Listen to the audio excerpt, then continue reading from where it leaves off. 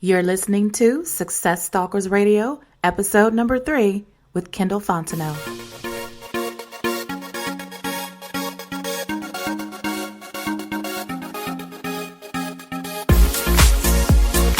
Welcome to Success Stalkers Radio. I am your host, Ioana Garrett. People all over the globe are rewriting the rules to success. They're making money and changing the world. Join me Monday through Friday as I interview today's top entrepreneurs, business leaders, and entertainers that will leave you inspired to take action and achieve success on purpose. Are you ready? Let's dive right in.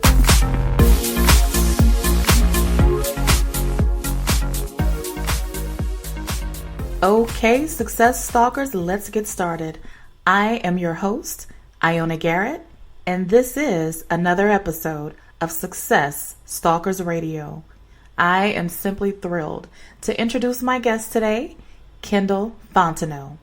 Kendall, are you ready to stalk some success today? Yes, I am. How y'all doing today? Outstanding. We're outstanding. 26-year-old businessman Kendall Fontenot has been making history. Kendall owns one of the largest minority-owned dealerships in the state of Louisiana. He has been spawning businesses since the tender age of 7. Currently, he is powerfully poised to roll out a formidable network of buy here, pay here dealerships nationwide in a franchise model. Kendall now wants to share his motivational message and practical tips to American youth and beyond.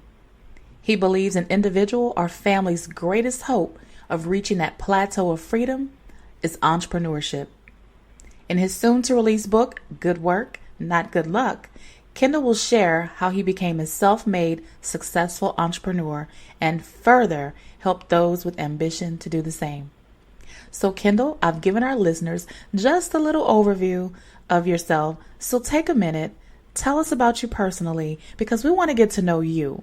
Then briefly give us an overview of your business. Well, first off, you've already mentioned it, but my name is Kendall Fontenot, and right now I am 26. I just turned 26.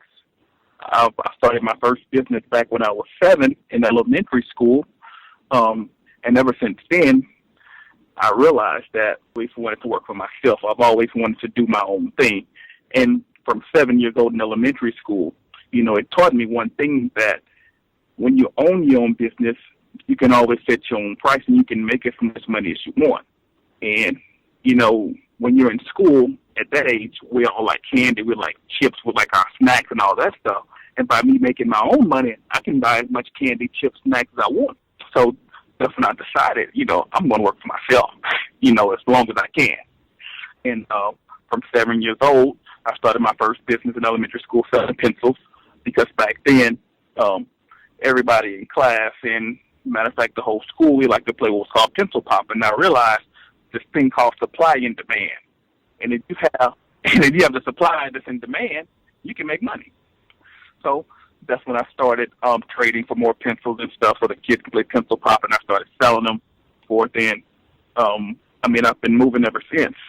And then later on, once I got into middle school, I started selling candy and chips and snacks and stuff, because then everybody kind of had their own money, and lunchtime you can buy chips and drinks and so forth, for 50 cents or $1.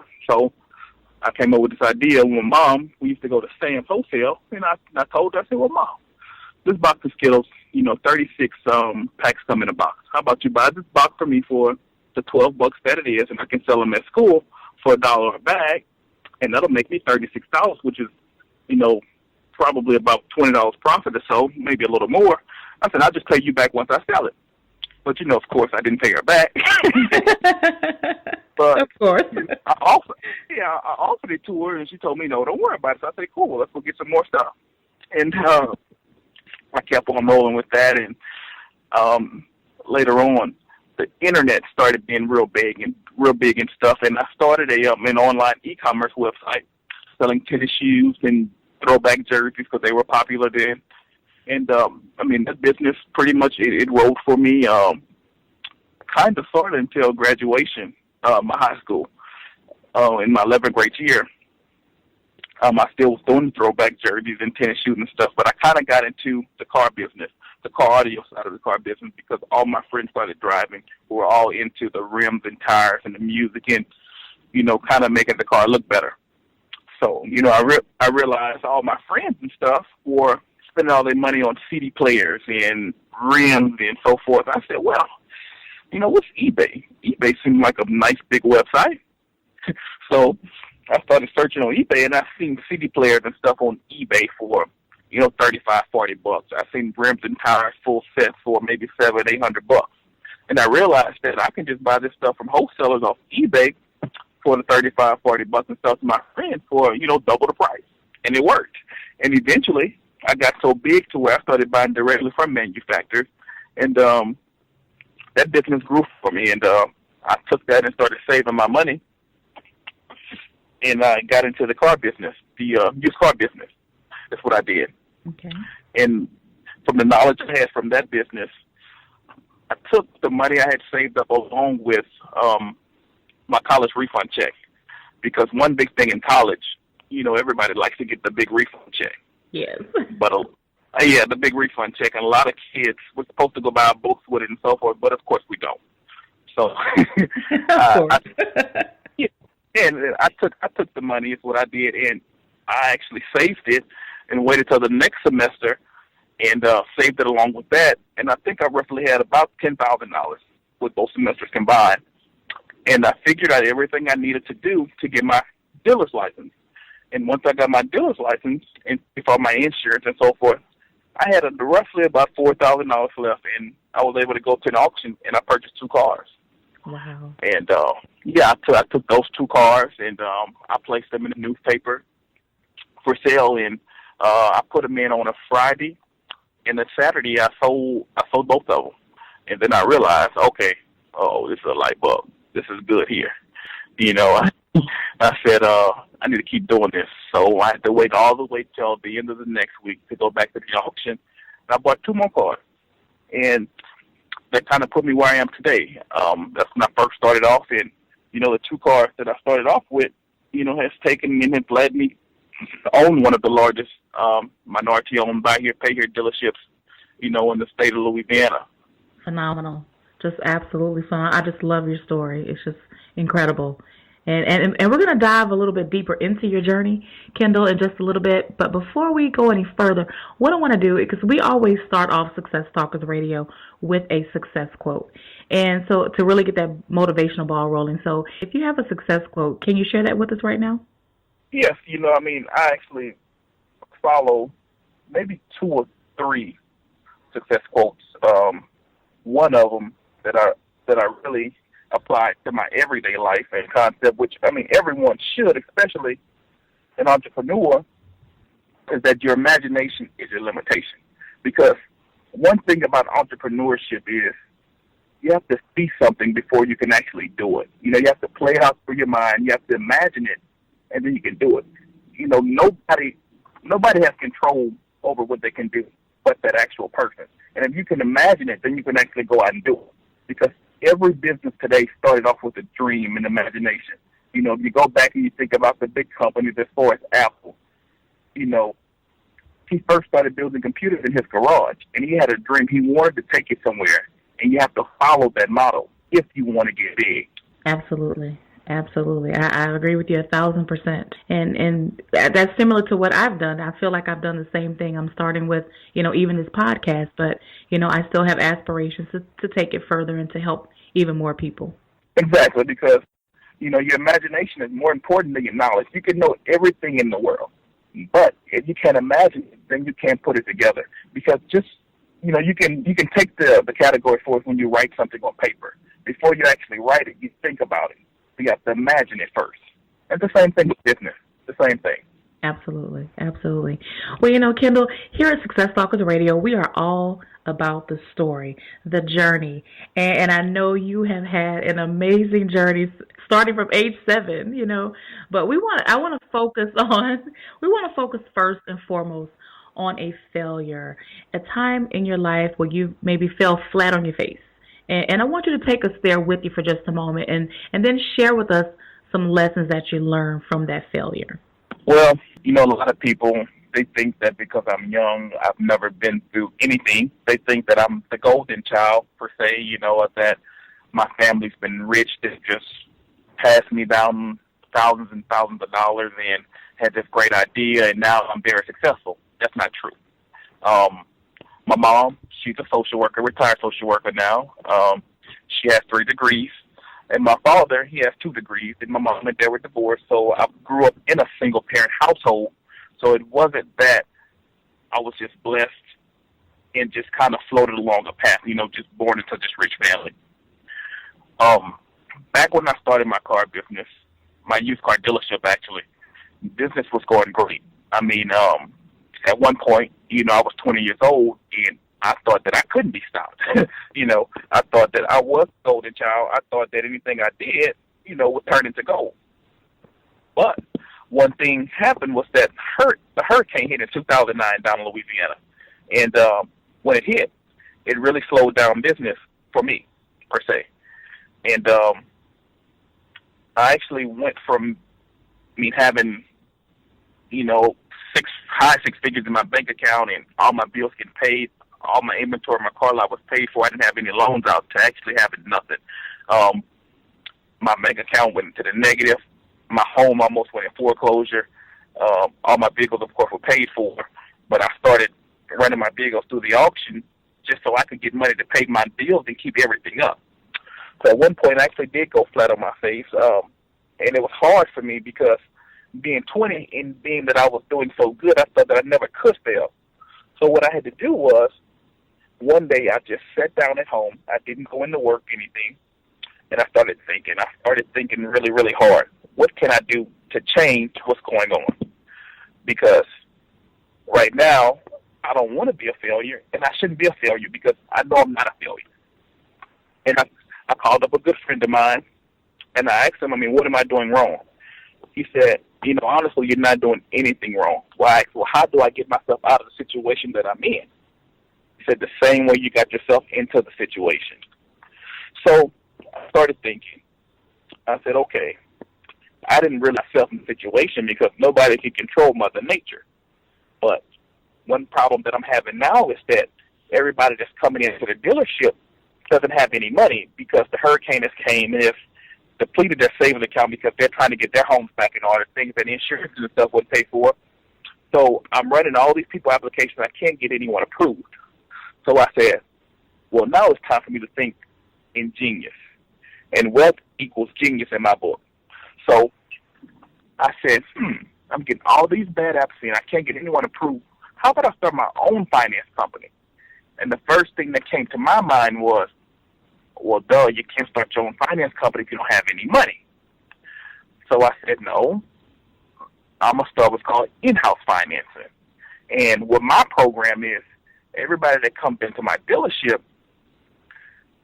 I don't run a credit check. I don't care about credit. It's irrelevant to me. As a down payment, the cash is your credit. So I said, okay, well, if I have somebody coming in with at least $2,000, $2,500, I can put them in a vehicle. That way to give me some cash back, and I can go and buy another vehicle so I can keep replacing that car. And so that's when the light bulb hit for me. And I went through everything I needed to do to get my finance license, and I actually started my own finance company. And that's why now today I have the largest buy here, pay here company in the state of Louisiana because I finance all of my own customers. Credit, we don't care about it. So if you want a vehicle, you come in, you fill the application out, and you approve right on the spot. Wow. So, yeah, I felt like I was right there with you. I'm telling you, that's an amazing story. I make it sound like it went so fast, but, it took a year, 2 years for me to actually go through all this and realize what's going on. But, the whole time doing this, I was thinking your imagination is your limitation. If I could have thought myself out of it, I could make it happen. Okay, because, another quote I like to follow is one that Jay-Z, Sean Carter, he stated a long time ago, how do you get so fly? From not being afraid to fall from the sky. You have to take risks. That's good. That's good. I love that. I love that. Thank you for sharing that. Well, Kendall, I want to go forward and transition to the other end of the spectrum, which is the aha moment, which I think you kind of pretty much talked about, your aha moment when you had that. But have you had any other light bulb moments or aha moments you care to share with us? Oh, yeah. I mean, every day being a business owner and you deal with multiple businesses like I do, because now I own multiple businesses, you always come up with different ideas and you always think about different things you can do to change what's going on. And, right now, which my latest aha moment, which was actually turning my business into a franchise, because I know there's a lot of car dealers out there that wish they can get people approved of going through the same thing, but don't actually have the full concept of getting somebody approved with no credit. So that was one of my latest big aha moments that I just went through. You're going to help so many people, Kendall, because I know there are a lot of struggling, say, car dealers or that want to have their own dealerships and would love to have that business model. So you're going to bless a lot of people that way. In business, a lot of people, entrepreneurs in particular, you're in business sometimes. You kind of don't know which way to turn, left or right, go straight or backwards. And sometimes people actually need that push. And I never really had anyone who could actually give me that push. That's why I went through so many trials and tribulations, growing up in life, growing up as a business owner and maturing as an entrepreneur, because we try a lot of different things. But growing into being a mature entrepreneur, I've learned that any closed door can be open if you knock right. That's a good takeaway right there. I like that. I'm going to have to use that. I will give you credit, though, Kendall. Well, right here, I want to shift for just a minute, and because we want to shine the spotlight on you, and just share with us, if you can, one of your proudest entrepreneurial moments. What are you most proud of about your business right now or in the past? Right now, the thing that really makes me feel blessed is that my mom is happy, because at one point when I was going through so many things with my dealership, she was the one that, maybe you might need to try something else. Maybe this is just not for you. And right now, the way my business is growing and it's blooming right now, it's like the spotlight is shining on it. My mom is very happy. She's comfortable. My family is comfortable, because at one point we were uncomfortable, and that was one reason why I wanted to get out and make money, because I didn't want my mom to be uncomfortable and struggle and go through, the different trials and tribulations, living check to check and so forth. I feel the same way about my mom. I'm so passionate about, being able to retire her if she wants to retire someday. And, it's just I can only imagine what a feeling it must be to be able to provide that kind of lifestyle for your mom, because she's given so much to you. Exactly. One thing about parents, mom and dad, they cannot be replaced. There's only one. And, right now, my mom, I give her the shirt off my back. She knows whatever I have, she has. Because she worked hard when I was a child to provide for me and to put me in great schools and get a great education. Now I can do the same for her. So now I just want her to be comfortable, live her life. If she calls me up and says, okay, I need X, Y, and Z, I want to go shopping, I want this, she knows she has it. There's no problem. And what a blessing. What a blessing. Well, Kendall, we both know that being an entrepreneur can sometimes be a roller coaster of emotions, and you've touched on a lot of that already. And I'm sure you would agree with that, because, you can be up today, and then within the next 24 hours, you can be down, frustrated, ready to quit. So, tell us, how do you keep your focus and keep that end result in mind each day? Well, in order to keep an end result in mind, you have to start off thinking about the end result. Every day I get up, I plan my day. I'm always thinking about the end result. I always remind myself that hard work is what pays off. It's all about good work, not good luck. Because I don't really believe in the thing called luck. Because a lot of people say, oh, okay, you won the lottery, you're lucky. You went to a casino and hit a jackpot, you're lucky. I don't believe in that. Because in order to do those things, you have to show up. And showing up is not luck. In order to win the lotto, you have to actually show up and go buy a lotto ticket. That's work, getting up there, going buy that ticket. Same thing with casino. You have to actually use your money, get up, go find whatever slot machine or whatever table or anything you're playing on. You have to actually get up and go there. So I don't believe in luck. I always think about the end result. And it's all about hard work. Hard work pays off. Not one day goes by that I don't work hard.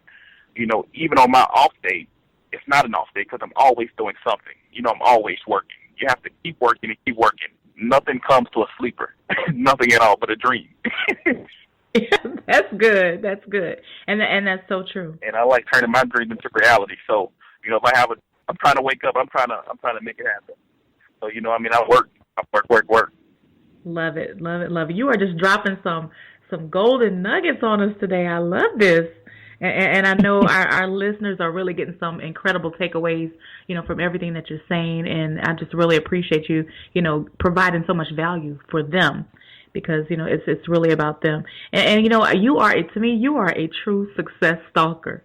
And I look at you and I look at your story and I'm just like, wow. Now he's like the poster child for what a success stalker is. You just don't quit. You just keep going. You're hungry, passionate. I just love it. I love it. Well, the next part of our interview is my favorite part, Kendall, and that's what we call the success round. And what I want to do here is I want to throw some questions at you, and then I want you to throw them back at me, some knockout answers. So is that fair enough? I'm ready. Okay, good deal. Well, what was it, and I think this first question I'm about to ask, I think you're just going to crush it, because, I was going to say, what was it that held you back from becoming an entrepreneur before you started? But you were one, but at 7, so I don't know if anything held you back. I really didn't have anything to hold me back, because I've always, right. I've always I've wanted to just do whatever I wanted to do. And my mom growing up, she always kind of sort of let me do what I wanted to do. As long as it wasn't anything bad, if I wanted to go out and go sell sticks, she would tell me to go make the money. So. That's good. Yeah, I really didn't have anything to hold me back. Just at one point, before my mom and dad got a divorce, he would always throw the saying at me, okay, you're too young to do this. Okay, no, you can't go cut the grass. You're too small. You're too young. And my mom, she would say, if you want to go cut the grass, go cut it. I don't care. Just don't cut your foot off. Right, so, right. I've really never had nothing to hold me back. Yeah, that's good. That's good that you said that about your mom, because, there are people that are listening right now that have children. And, they may even have seen some things in their children that are like you, those same type of, characteristics and qualities that, their child may be saying that they're actually showing that they want to be an entrepreneur someday. And, we as parents, we have to make sure that we are, fanning the flame, of that within our children, because you just never know what they can grow up to become. Exactly, and I have 2 daughters myself. One is 3 and one is 1, and I'm training them to learn that if you don't work to fulfill your own dreams, you'll be working fulfilling someone else's dream. So you have to get out, follow your own dream, and work for yourself. There's nothing wrong with being self-employed. You just have to figure out exactly what you want to do, and you have to, what I like to call it, I call it the 3 phases in business. You have to make it, which is coming up with the idea, figuring out what you want to do.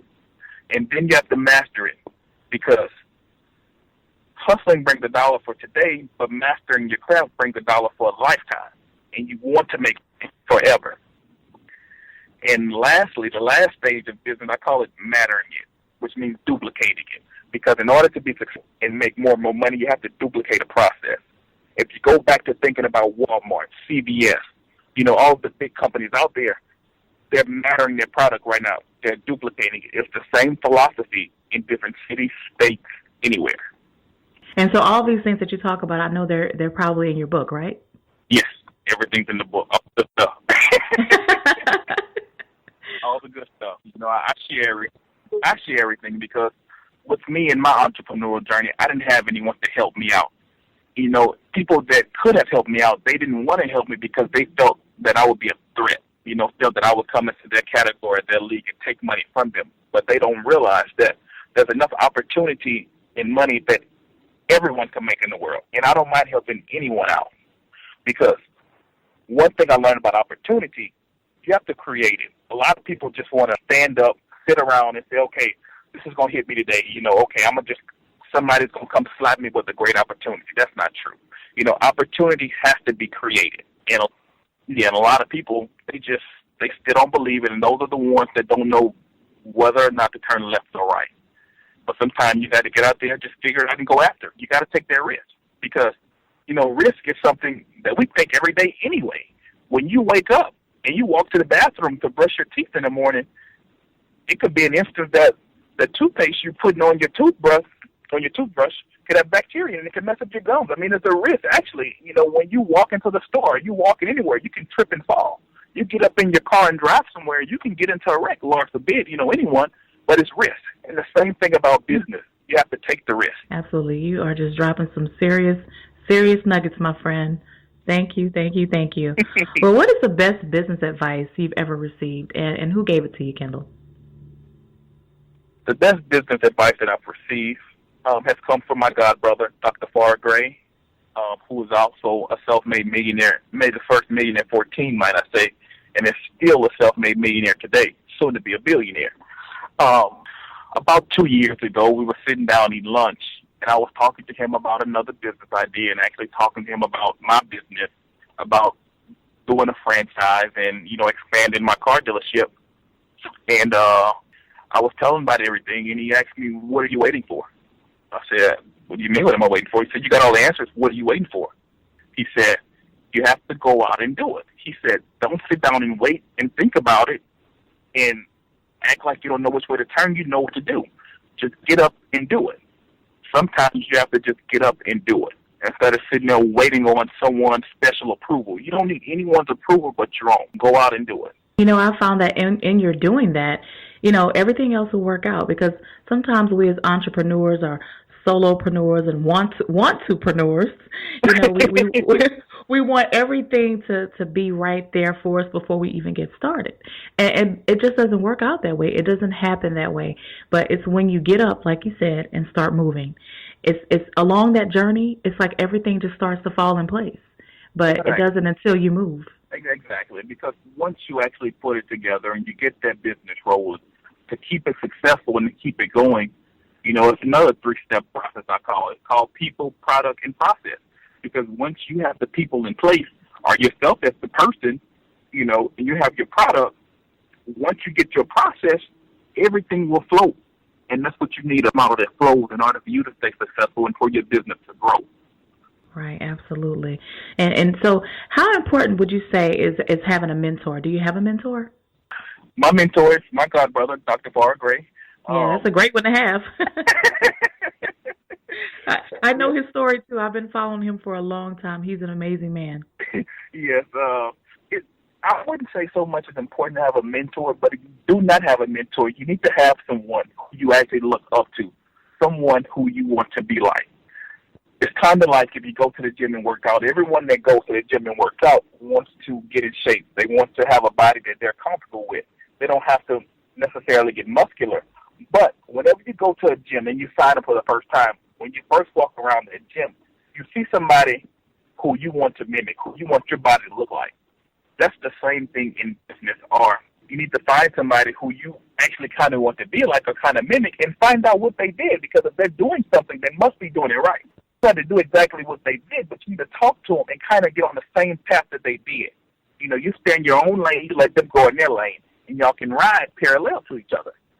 I like that. I like that analogy. That's good stuff. Let me ask you this, Kendall. Do you have an internet tool or an online business app or something like that you're currently using to help grow your business that you use? The best thing right now in my used car business, I have my own website, ultimateautoplex.com, but cars.com and Auto Traders has also been really good because it brings in a lot of feedback, a lot of phone calls to the dealership. And, of course, I do a lot of local advertisement for TV commercials and radio commercials and stuff as well. But in my actual line of business, the cars.com and the Auto Traders, those have been more successful to me. Gotcha. That's good. Thank you. What two books? Of course, we're definitely going to recommend that our listeners, purchase your book. But what other two books? Oh no, I mean that because it's a great book. What two books would you recommend to our listeners? The two books, before I actually wrote my book, which of course, I want to recommend my book first. Go on and get that plug in there. which would be Millionaire, which is wrote by my godbrother, Dr. Farrah Gray. It is still a #1 best-selling book right now, if you actually pull it up on Amazon, it's probably only one or two copies left. But that is one of the best books that you can actually go out and buy and read as an entrepreneur to get you on the right path. Because, it's a book that talks about a young kid who has endless possibility. You put your mind to it, you can go out and do it. And that's kind of how I was. Everybody should think like that. And also, the second book that I recommend reading after Millionaire will be Donald Trump's book, Think Like a Champion. Because in order to be successful, in order to be, the head person in charge, you have to think like a champion. In that book, he throws in key points on how he outthought certain people to be this big millionaire. The real estate mogul that he is today. And that's also a great book, and it's probably maybe sold out, but if it is, you need to order it somewhere because that's a great book. Think Like a Champion by Donald Trump. Good deal. Well, Kendall, this is my last question, but I want you to imagine that you woke up tomorrow morning in a brand new world, identical to Earth, but you knew no one. And you still have all the experience and the knowledge that you currently have today.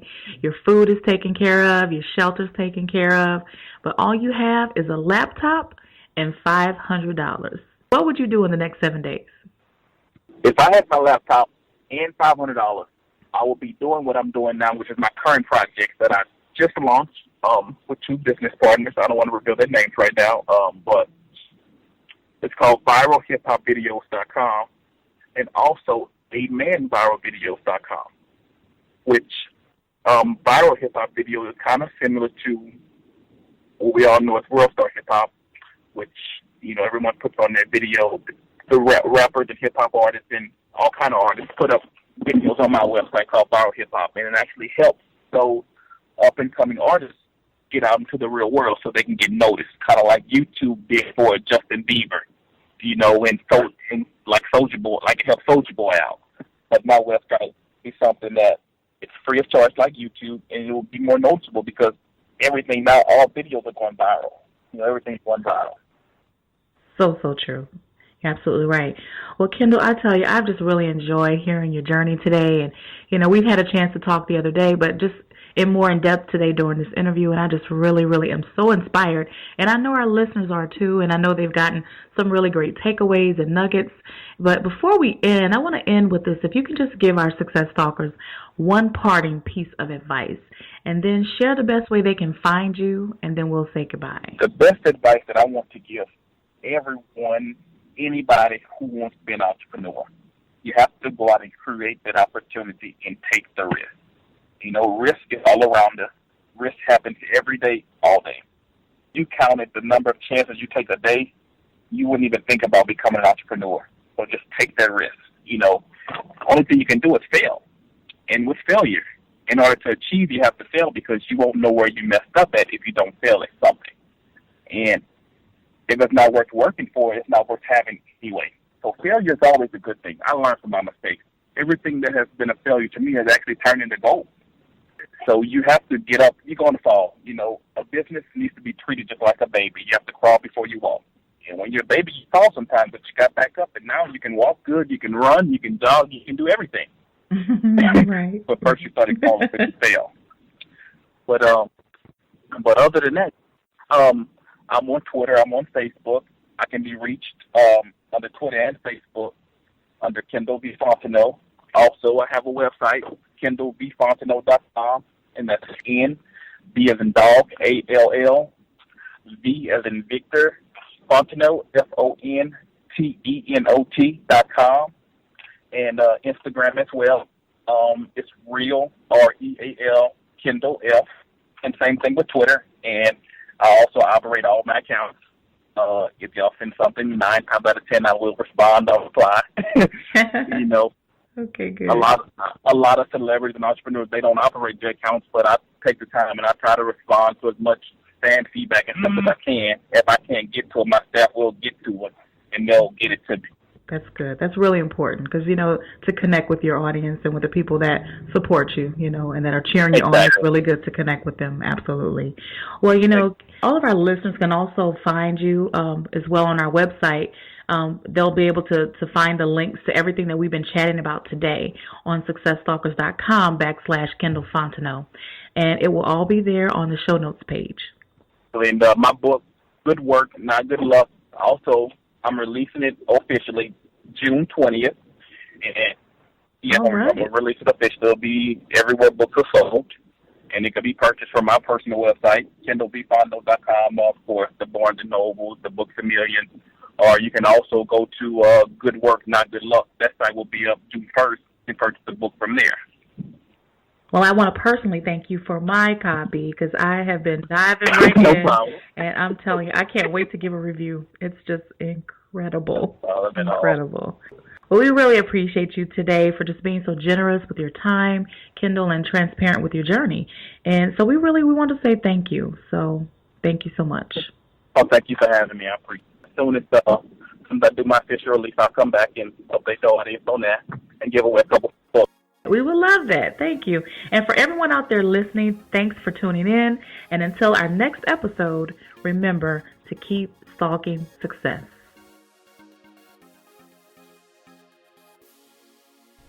In today's takeaway, Kendall discussed how your imagination is your limitation, that you have to see it in your mind before you can do it. Because every business always started with a dream.